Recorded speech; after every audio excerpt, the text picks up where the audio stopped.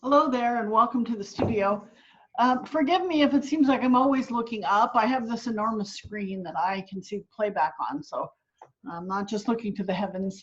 Um, Today I want to talk to you a little bit about setting up for drawing, just some basic kind of discipline things.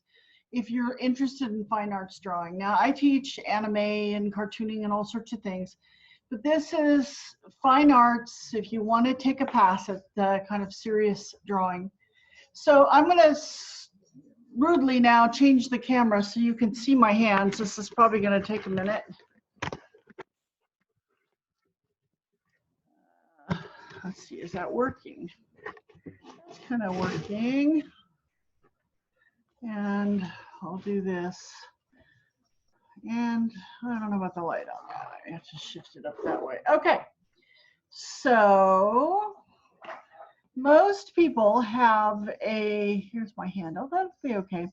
Have a funny idea about drawing. They think that they're just, if they could just come to class and I'd show them how to sit down and, oh, okay, there's her eyelid, there's an eyelash, and then a cheek and a nose, and oh no, I didn't do it right. Okay, and they do this, and then they come back and they try it again. Just that one perfect line is going to get them there. Oh, and they didn't do it right, and they start again. This is not how drawing works. A couple of things I want to talk to you about. First of all, and I'll get back to how I want you to start. Oh, you can almost see that. If I can turn it the other way. This is didn't I be able to read that? General's drafting pencil. It's my favorite. It's a very soft pencil. So what does that mean? A soft pencil can get very dark, but it also has this beautiful kind of buttery feel to it. I love these. Buy them on Dick Blick individually, where you say, I want 5. Don't buy the pack. The pack, they'll charge you $7 for 3. You want the 63 to 70 cents each. It's not really all that different. If all you have is one of these, you can get by with that for now. I'd rather have you using that than this. They want to sell you all these, I'm sure you've seen a million of these blue pencils. And the idea behind these is this is an H right here. I hope it's not, yeah. H is a very hard pencil. It's supposed to be, huh? HB, which is going to be a little softer. Here's a 4H. And you have to draw really hard to get it dark with that. And I do give some of these H pencils to my students who just cannot learn to draw lightly, because really that is the first of this discipline. So draw lightly. So I'm going to say, for now, we'll worry about those later when you've got some practice. Get yourself a General's drafting pencil, or use one of these nice, where's that going to get? Just a regular school pencil, should say 2B. Do not, however, use the eraser on the back of 2B. And here's why. So your pencil is laying down graphite, and see, I love this, is so smooth. You can kind of see that if you do this carefully, you can get this kind of same texture all the way through. Takes a little discipline to do that. But when you come in with this type of eraser and you do this, it roughs up the paper. Paper has little kind of shingles. It has a tooth. It's actually just cloth or wood that has been pressed. And if you take a soft pencil like this and draw on it just lightly, at a certain point, you're going to see the paper itself has a little pattern. Now, you might attempt to fill in all the white spots, but still, you're going to see, if you got up close, I don't know, a texture. Let's see if we can do this. Oh, actually, this is much better than I thought it was going to be. Okay, you see, for instance, this little, I have to look at it, not you. This little white mark right there. That is a piece of the flattened wood or paper, and you'll, if you sketch lightly like this, you'll get to where you get a minute to focus. Come on, baby. Anyway, you will see them there. You could see them in your work there. And if you erase with those red erasers or those white, it lifts up this nicely pressed paper. And when you draw back over it, it's never quite the same. Now, so I'm going to tell you, I'm going to ask you at the start, let's not use a eraser at all. This freaks everybody out. In my classes, sometimes I can feel the table shaking like this, and it's somebody who's hidden an eraser. It gives them such horror to live with what they drew. The eraser is jiggling the table. That's another good reason not to bring an eraser to an art class. So what is the true answer? This is a very dark pencil, but I'd like you to learn, and notice I'm drawing circles. You probably almost can't see the line I'm drawing. I'd like you to learn to sketch so lightly that only you can see it. And circles, by the way, are best done like you're seeing my hand just floating on the side of my pencil, instead of bearing down and going, oh, this is the perfect circle. This is so hard. Actually, embarrassingly, I'm doing pretty well. That's not how, that doesn't make such a nice sketch. When you've done these beautiful drawings, so light and gorgeous like this, when you get everything where you want it, I mean, let's say if she had an ear over here and you decided that the ear belonged up here, you just change it and leave that there. We'll deal with it at a later point by shading over it or something, but don't erase it. Once you know where everything's going to fit in, then you could go back in and choose, like I may have several lines here. You can choose the line that you think works best, but don't go in and erase the ones that are next to it. I wish you could see this a little better. Let's see. Don't know if this works for you or not. You can see these really light lines that are still there. And here's what's interesting about learning to leave those when you're sketching or drawing. The brain, your viewer's brain, will choose the best line that makes the most sense and the most beautiful. And these leftover lines, and now I'm going to try to do them a little darker, show the hand of the artist and make it be like an artistic attempt. So don't let those extra lines bother you, and don't go crazy trying to erase them. Okay, so this isn't really a drawing lesson, it's more like how to set up to draw. So I'm on the side of my pencil. Let's say I've spent a whole lot of time working on something and I drew lightly, and then at some point I started to darken in. Once I know where everything's going to be, you can go back in there. This does not, unfortunately, the camera doesn't pick up pencil very well. Let's see if I can make this work, if you give me just a minute. Also, I'm drawing an eye here. People like to put eyelashes on their eyes. Don't. That lid, as it comes down over your eyeball, has some depth to it. Oh gosh, this really doesn't look good on camera. So make it as if it's casting a shadow kind of over the top of that eyeball, just a little bit darker there. And then don't forget that the eyeball is a round thing, so it needs to have some shading in the corner. Think of it as a, I wish I could flip this. Think of it as a ping pong ball in there. Anyway, okay, so we've spent all this time and I've done all this, and I'm putting in an eyebrow, slowly building, building, building. And I'll make that darker. And I get to the end, I mean the very end. I'm darkening this up for another purpose. Let's see if you guys can see it upside down. Oh, there it kind of is better. And I think, oh God, I forgot to leave the little highlight spot in my iris there. I really wanted a little high spot. This might be easier for me. It's weird because I see it backwards, but it might actually be easier for me drawing it and looking at the camera. Okay, so this is a kneaded eraser. I hope you all have seen them.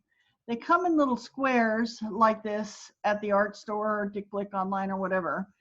I don't recommend these colored ones. They were kind of cheap, not my favorite, but I had bought them so everybody could have one. They are usually gray of many sizes, and then you knead it, hence the name kneaded eraser, into the shape you want or to clean it. So here's the great thing about these. You pick out the color. At the very end of the drawing, you can go in. I'm trying to see how my shadow is working here. That's not great. What happens if I turn this way? Upside downville. And you see I've made a little end on it, right? And I'm going to press it and pull. I don't know if you could see that very well. Press it and pull. Do you see the highlight now? Or let's say if you needed a lot more like that, you needed a line, you could make a little square end like that.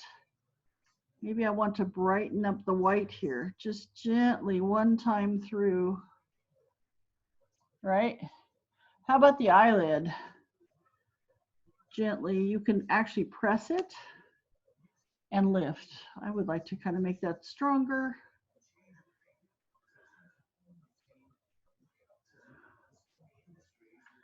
Okay, so this is going to save you from ruining your paper and getting all those funny little bits and blabs on it. And you can also, you know, go through if you need a big, this isn't going to work with this drawing, but it really picks up the, and doesn't destroy. Now, if you went in here with this like that, yeah, it'd probably make a big mess of everything. So, kneaded eraser. Wash your hands before you start. This is the brutal truth, but drawing takes some discipline. You have to have discipline, but yet be lyrical and musical with it. And that's quite something. And then also as a working artist, if I do a painting it's versus a drawing, the sad part is the painting will sell for maybe 3 or 4 times the money. So it's hard to stick to it unless you really have a love for it. But if you learn to draw well, it helps your paintings be better. I'm sorry with my hands in the shadow. You're going to need a pencil sharpener. I have a big one of those things that's like got a panda bear and you stick the pencil in its eye. This isn't a bad one. In the old days, they had actual little razor blades inside and they really sharpened them. This is pretty good. The important thing about this one is that it has this plastic to catch your drippings. Don't have one of those, because you know, having the right tools is everything. This is a nice little sharp thing, but where, you know, even if you do it over the trash can, my students very often do it over the trash can, it's on the floor, it's on their hands, and eventually it's right back on their paper and it ruins your paper. It's all about staying clean. I want to talk to you too about stumps. Have you seen these stumps? People go crazy for these. I'm gonna say to you, please do not use one at this point in your career if you're just a beginner. They are a blender, and it's fine if you have a little place that you feel like, let's see, what's an appropriate thing for this? Out in here, that you need to soften or bring together like that. Or maybe if you see these little marks at the top, you don't like that stippling texture. So you might go in gently and knock them down so they were kind of, you can almost draw with it. But here's the problem, and here's why I want you not to use them for a while. People go crazy with them and they end up doing the whole drawing. I've seen these beautiful, my students do these beautiful portraits in pencil, and then at the very last they go through and they blend it, blend it, blend it. And what it does is it takes all your beautiful handwork. Each one of these strokes is important and beautiful in a drawing. It takes all the handwork out. And it starts to look really cheesy. And very often they don't know they've really ruined their drawing until they're done. Let this hand of the artist little strokes. That's why you're learning this discipline softly, adding up on top of it and Get rid of the eraser for a while. Don't use the stump. Okay, wash your hands, have a clean table. When I had a bigger studio, I used 2 tables, a wet table for painting and a dry table for drawing, and nothing bad ever sat on top of that. I feel like my hands are dirty right now after handling all that. All right, can you handle this camera? Which end have we got? Okay. So this is to show you, like if you were taking a college class, they'd have you take a piece of paper and tape it down over the workspace to cover it, to keep it clean. So this is kind of fine if you're in a studio or a place that you're going to put the drawing up and take it back down again. But what happens, I want you to see, this is actually what this class today is about, is setting up and good drawing hygiene, I guess, is that if you have a drawing in just a straight notebook or a sketchbook, and even this one, the paper, if you carry the book around, the paper rubs on each other like this and absolutely smears and ruins your hard work. There are fixatives you can use at the very end, but so try not to let the book do that, or try to keep them at home. I'm going to mention something. This can sound really silly, but you'd be surprised how many people get light bulbs over their heads. How do I get a really straight line? Because it's important to get straight lines to set your work up.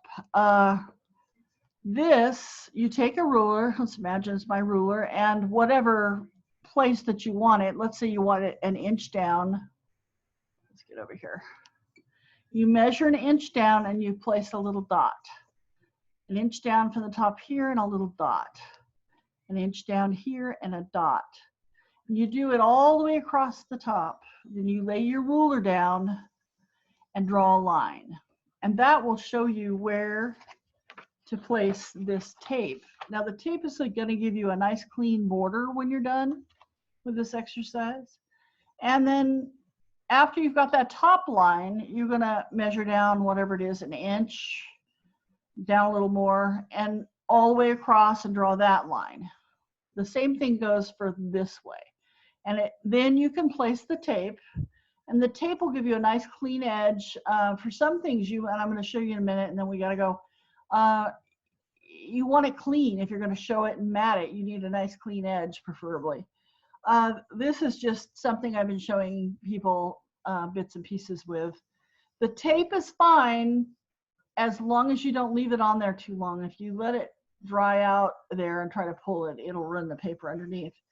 So why don't you try a bar like this? I would think you might want to go a little thinner like this. There's something called range of motion that your hand comfortably moves across, and it's going to be easier for you. This is obviously in progress. You want to establish what's the lightest I can draw with this big soft pencil. And as light as I can possibly draw, and you want to kind of fill it in. This has lines going in every direction. You might turn it over and go in the other direction. And so fill the whole bar in with the lightest you can possibly draw. Then you can start darkening up on this edge. It's the way I do it. And gently pull it kind of slowly to the middle. Now you have to fill it in as best you can, and you don't want to see any abrupt changes. But remember, you're always going to have that tooth of the paper. So you want to work with it and make it beautiful. This is actually kind of getting there. Do you see this little corner here, how soft and pretty that is? So we want to carry that idea across the whole thing, but it's going to go as dark as you can get it to as light as you can get it. So start light, then work dark back. So I want to illustrate a problem. This is all technique and discipline with your pencil. And I think after you get a hang of that, it'll make things easier. This isn't quite showing this time. Last time it was so bright, it was funny. At a certain point, have you ever drawn in so dark that it starts to shine? you need to figure out where that happens or just before when that happens. Because once it's shining, it means the paper has taken as much lead or graphite as it possibly can, or colored pencil, wax, whatever. And there's nothing you can do about it. It gets a shine. See if I can show you. And so you need to be able to stop before you get to that point. That looks so much better on camera than it does. See if you, there's the shine. Do you see it? Okay, you don't want that. It actually ends up looking beautiful on camera, but you don't want that. You want it as dark as you can get it without reaching this point of too much lead or graphite on there. Okay, there's one other thing I meant to tell you. When you're blending, have you ever had that experience where you get like a little burr or feels like a grain of sand in the lead? Occasionally, you get a little burr in there, and if you don't get rid of it, you're going to have these kind of problems. Purposely, let's see there. See that? You get this screech little dark thing as your pencil rolls over the, and this and that.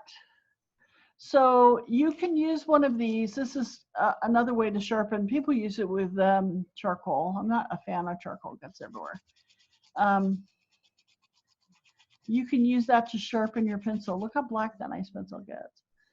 Or I sometimes just use another sheet of paper and work it on the side until I can feel it's gone away. There is this warming of the lead as you work like this in this repetitive kind of motion, where you get a soft, sweet spot on the pencil, and that's nice. You have to be careful you don't run into a place to draw it for you. You know, you're going along and you get that sharp point. So this is all about control. Anyway, I hope you got something out of that. Can I shift this camera back? Is that too weird? It's weird. Ah. That didn't work very well either. All right, we'll just set it where it was. Not so professional. Okay, so thank you. The MAC and the Rancho Arts wanted us to make some videos to keep you busy during this time. And I am also teaching online now too. I had been teaching out of my little studio here in Rancho Cordova, but now we're up and running online like this. And I hope you'll look me up. Victoria Smith, wash your hands.